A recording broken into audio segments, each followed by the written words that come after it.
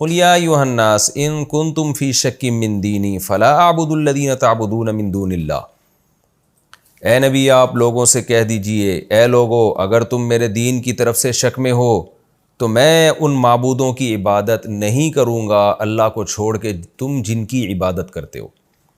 چونکہ یہ سورہ یونس کا آخری رکوع ہے نا، گویا اس میں خلاصے کے طور پر ایک براءت کا اعلان کیا جا رہا ہے کہ اے نبی آپ ان کو بتا دیجئے میں نے تمہیں توحید کے دلائل دے دیے، میں نے آخرت کے دلائل دے دیے، یونس علیہ السلام اور موسیٰ علیہ السلام کا واقعہ سنا دیا جو بالکل ان کتابوں آسمانی کتابوں میں بھی اسی طرح ہی ہے یہ، اور اہل کتاب سے بھی میری صداقت پوچھ سکتے ہو۔ اس کے باوجود بھی اگر تم مجھ پر ایمان نہیں لے کر آتے تو کسی کے ذہن میں یہ وہم پیدا ہو سکتا ہے کہ شاید میں اپنی دعوت سے پیچھے ہٹ جاؤں اور میں بھی تھوڑا تھوڑا تمہارے معبودوں کو ماننا شروع کر دوں۔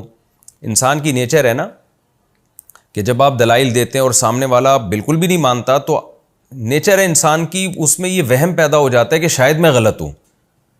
تو قرآن نبی کو حکم دے رہا ہے کہ آپ ان کو بتا دیجئے کہ تم یہ بات دماغ سے نکال دو کہ میں ان معبودوں کو پوجوں گا جن کی عبادت تم کرتے ہو، تو میں تمہارے اس دین سے بری ہوں۔ اے لوگو اگر تم میرے دین کے بارے میں شک میں ہو کہ اسلام برحق ہے یا نہیں ہے تو یہ دماغ سے نکال دو کہ میں تمہارے معبودوں کی عبادت کروں گا، نہ نہ نہ، ان کے تو برحق ہونے کی کوئی دلیل ہی نہیں ہے۔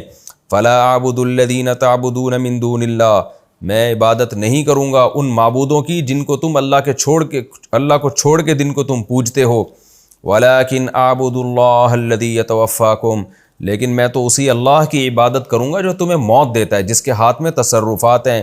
وَأُمِرْتُ أَنْ أَكُونَ مِنَ الْمُؤْمِنِينَ، اور مجھے یہ حکم دیا گیا ہے کہ میں ایمان والوں میں سے ہو جاؤں۔ مجھے جو آرڈر دیا ہے میں اس آرڈر کا پابند ہوں۔ پوری دنیا میں کوئی ایک شخص بھی ایمان نہ لے کر آئے میری دعوت پر، مگر میں اپنے دین اور اپنے نظریے پر ہمیشہ قائم رہوں گا۔ وَأَنْ أَقِمْ وَجْهَكَ لِلدِّينِ حَنِيفًا، اور مجھے یہ بھی آرڈر دیا گیا ہے اقم وجہک، اے نبی آپ اپنے چہرے کو سیدھا رکھیں، للدین، دین کے لیے، حنیفہ، باطل دینوں سے منہ موڑ کے۔ مجھے حکم دیا گیا ٹوٹلی اے ٹو زیڈ اسلام کو فالو کرنا ہے میں نے، تو میں ذرہ برابر بھی تمہاری طرف مائل ہونے والا نہیں ہوں۔ یہ گویا ایک اعلان کیا جا رہا ہے سورت کے آخر میں۔ وَلَا تَكُونَنَّ مِنَ الْمُشْرِكِينَ، اور اے نبی آپ نے ہرگز مشرکین میں سے نہیں ہونا۔ کسی صورت میں یہ اللہ کو قبول نہیں ہے کہ کمپرومائز کے لیے، جوڑ پیدا کرنے کے لیے، یا ان کی طرف سے جو آپ پر ظلم کیا جا رہا ہے، جو آپ پر سیاسی دباؤ یا جسمانی دباؤ یا کوئی بھی دباؤ، مینٹلی دباؤ، کوئی بھی آپ کے اوپر دباؤ ہے، تو یہ ہو ہی نہیں سکتا۔ لا تکونن میں نون تاکید کے لیے، ہرگز آپ کو شرک کرنے کی اجازت نہیں ہے۔ ولا تدع من دون اللہ، اور اے محمد صلی اللہ علیہ وسلم آپ ان کو یہ بھی بتا دیں کہ حکم کیا ہے مجھے، کہ تو نے پکارنا نہیں ہے اللہ کے سوا ما لا ينفعک ولا یضرک، ان خداؤں کو جو نہ تجھے فائدہ پہنچا سکتے ہیں اور نہ تجھے نقصان پہنچا سکتے ہیں۔ یعنی یہ جو برات کا اعلان کیا جا رہا ہے یہ بھی بڑے مضبوط لہجے میں، کہ میں ان لچڑ خداؤں کو، ان پتھر سے بنے ہوئے جو خود بننے میں انسانوں کے محتاج ہیں، جو نہ نفع کے مالک ہیں نہ نقصان کے مالک ہیں، میں ان کو نہیں پکار سکتا۔ یعنی اس میں گویا یہ بھی اشارہ کر دیا کہ کہیں تم اس خوش فہمی میں نہ رہنا کہ میں تمہارے معبودوں کا انکار کر رہا ہوں اور صاف اعلان کر رہا ہوں کہ کسی صورت میں نے شرک نہیں کرنا، تو تمہیں یہ خوش فہمی ہو کہ شاید تمہارے خدا میرا کچھ بگاڑ دیں گے، تو نہ، میں ان خداؤں کو پکارتا ہی نہیں ہوں جو نہ نفع پہنچا سکتے ہیں اور نہ نقصان پہنچا سکتے ہیں۔ فَإِن فَعَلْتَ، اے پیغمبر اگر آپ نے ایسا کیا، فَإِنَّكَ إِذًا مِّنَ الظَّالِمِينَ، تو آپ بھی ظالمین میں سے ہو جائیں گے۔ یعنی یہ ساری باتیں ان کو بتا دیں تو یہ سمجھ جائیں گے کہ محمد صلی اللہ علیہ وسلم کو توحید کے معاملے میں اللہ کا حکم کتنے مضبوط طریقے سے دیا جا رہا ہے، لہذا محمد صلی اللہ علیہ وسلم اس بارے میں اپنی دعوت سے 1 انچ بھی پیچھے نہیں ہٹیں گے، اور باقی ہم پکاریں گے اللہ کو۔ کیوں؟ وَإِن يَمْسَسْكَ اللَّهُ بِضُرٍّ، اس لیے کہ اللہ کی یہ طاقت ہے کہ اگر اللہ آپ کو چھوئے نقصان کے ساتھ، یعنی اللہ آپ کو نقصان پہنچانا چاہے، فَلَا كَاشِفَ لَهُ إِلَّا هُوَ، تو اس نقصان کو کوئی دور نہیں کر سکتا سوائے اس اللہ کے۔ وَإِن يُرِدْكَ بِخَيْرٍ، اور اگر آپ کے ساتھ اللہ خیر کا ارادہ کر لے، فَلَا رَادَّ لِفَضْلِهِ، تو اللہ کے فضل کو بھی کوئی لوٹانے والا نہیں ہے۔ تو یہ سورت کے آخر میں نبی کو اللہ پہ اعتماد اور توکل کی ترغیب بھی دی جا رہی ہے کہ ان کی مخالفتوں کی پرواہ نہ کریں، آپ توحید پہ قائم رہیں. نقصان اور نفع یہ اللہ کے ہاتھ میں ہے، یہ نہ مشرکین کے ہاتھ میں ہے، نہ ان کے معبودوں کے ہاتھ میں ہے. وَهُوَ الْغَفُورُ يُصِيبُ بِهِ مَن يَشَاءُ مِنْ عِبَادِهِ، اپنے بندوں میں سے جس کو چاہتا ہے یہ فضل پہنچا دیتا ہے. وَهُوَ الْغَفُورُ، اور وہ گناہوں کو معاف کرنے والا. کیا مطلب؟ ہم اس اللہ کو پکاریں گے کہ اگر ہم سے اس کی کوئی نافرمانی ہو جائے تو وہ اللہ تو رحیم بھی ہے، غفور بھی ہے. تو ایسے کو معبود بنانا، ایسے کو حاکم بنانا جو آپ پر رحم بھی کرنا جانتا ہو، رحم کا جذبہ بھی ہو اس میں، وہ زیادہ بہتر ہے بنسبت ایسوں کو کہ جو نہ غفور ہو نہ رحیم ہو، نہ ان کے پاس طاقت ہو. تو یعنی اللہ کی ایک محبت بھی پیدا کی جا رہی ہے دل کے اندر کہ وہ غفور بھی ہے، رحیم بھی ہے. قُلْ يَا أَيُّهَا النَّاسُ قَدْ جَاءَكُمُ الْحَقُّ مِنْ رَبِّكُمْ. اب اتمام حجت کے طور پر نبی کو حکم دیا جا رہا ہے کہ سورت کے آخر میں آپ یہ اعلان کر دیں کہ اے لوگو، تمہارے پاس تمہارے رب کی طرف سے حق آ چکا ہے. دیکھیں جب یہ آیتیں نازل ہو رہی تھیں نا، اس وقت ان آیتوں کی کیا ویلیو تھی، اس وقت کی انسانیت کو اندازہ ہے. آج ہمیں اندازہ نہیں ہو سکتا، اس لیے کہ ہم تو باپ دادا سے قرآن سنتے آ رہے ہیں، پڑھتے آ رہے ہیں، مسلم گھر میں ہم پیدا ہوئے. ہمارے سامنے دو نظریات اتنے واضح نہیں ہیں جتنے مشرکین مکہ کے سامنے تھے. تو ان کو بتایا جا رہا ہے کہ اب یہ تمہاری باپ دادا کی رسومات، روم اور فارس والے کیا کر رہے ہیں، کلچر کیا کر رہا ہے، کیا کہہ رہا ہے، یہ سب چیزیں اٹھا کے ایک طرف رکھ دو. تمہارے پاس تمہارے رب کی طرف سے حق آ چکا ہے. میں کل کسی غیر مسلم کا واقعہ سن رہا تھا جس میں وہ اسلام قبول کر لیا اس نے، نو مسلم، انگریز ہے.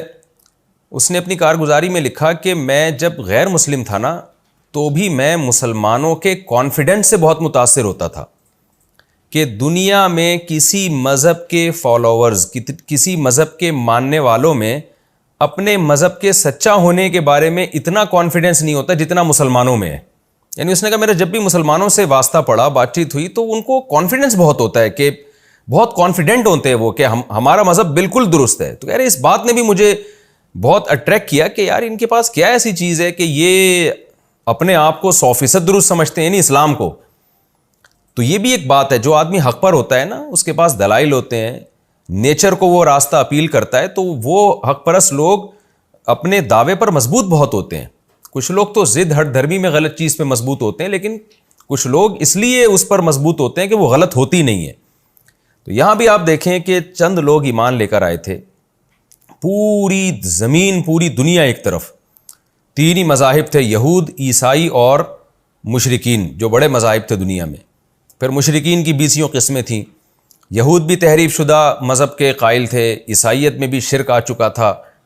تو ایسے موقع پہ کیسے زبردست طریقے سے اعلان کیا جا رہا ہے اور یا ایھا الناس کے الفاظ استعمال کیے جا رہے ہیں. آپ مکہ میں ہیں لیکن آپ پوری دنیا کے انسانوں کو خطاب کر کے کہہ رہے ہیں کہ حق تمہارے پاس آ چکا ہے.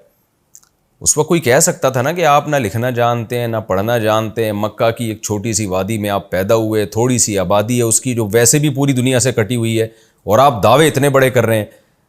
تو ظاہر ہے ایسے ماحول میں اتنا بڑا دعویٰ وہی کر سکتا ہے جس کو اپنے برحق ہونے کا 100% یقین ہو. تو قرآن یہ دعوے اس وقت کر رہا ہے جب پورا قرآن کیا 1/3 قرآن بھی نازل نہیں ہوا تھا. قُلْ يَا أَيُّهَا النَّاسُ، اے نبی آپ لوگوں سے کہہ دیجئے سورت کے آخر میں، قَدْ جَاءَكُمُ الْحَقُّ مِنْ رَبِّكُمْ، تمہارے رب کی طرف سے حق آ چکا ہے، میری طرف سے نہیں، اس کائنات کو بنانے والے کی طرف سے.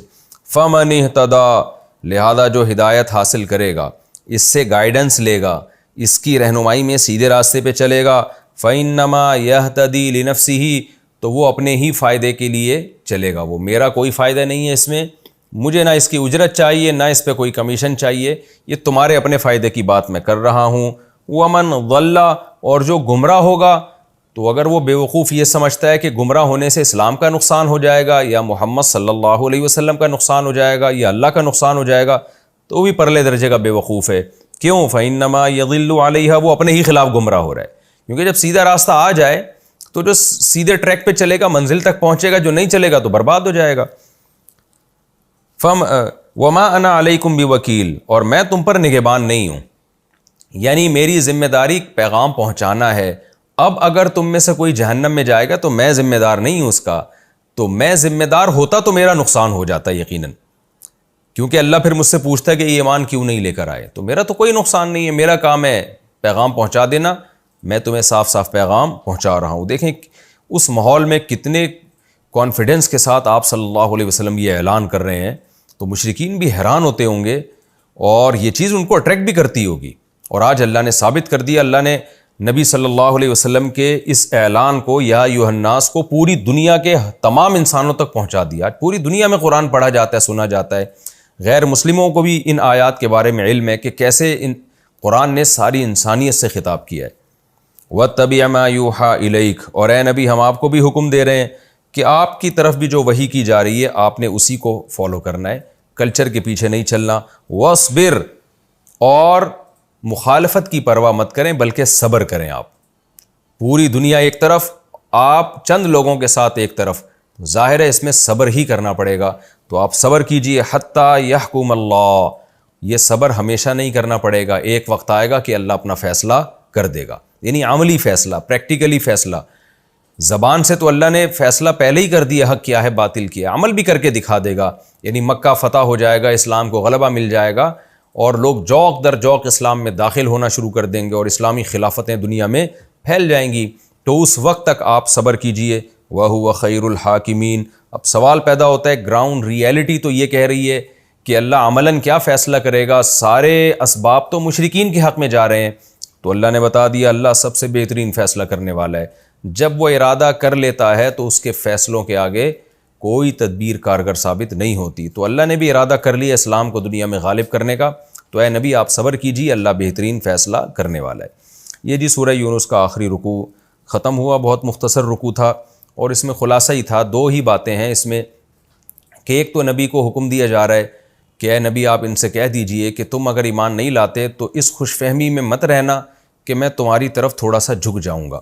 ایسا نہیں ہو سکتا, میں شرک کا راستہ اختیار نہیں کروں گا, میں اسی خدا کی مان کے چلوں گا جس کے پاس تمام تر اختیارات ہیں. وہ نفع پہنچانا چاہے تو کوئی روک نہیں سکتا, نقصان پہنچانا چاہے تو بھی کوئی روک نہیں سکتا.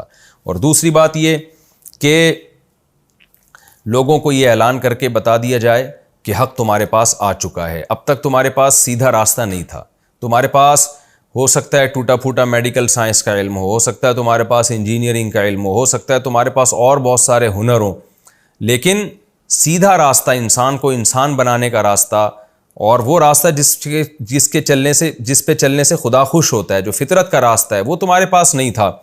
وہ راستہ آ چکا ہے تمہارے پاس. تمہیں اب صحیح اور غلط کی تمیز ہو جائے گی اگر اس کو فالو کرو گے. اب وہ آ چکا ہے, پہلے نہیں تھا تو تم پر حجت تمام نہیں ہوئی تھی, اب قرآن کے ذریعے وہ آ چکا ہے. تو یہ بہت اہم آیت ہے اس رکوع میں. اور آخر میں کہ دو باتیں اور بھی, کہ جو ہدایت حاصل کرے گا اپنے فائدے کے لیے, اور جو گمراہی پہ چلے گا اپنا ہی نقصان کرے گا.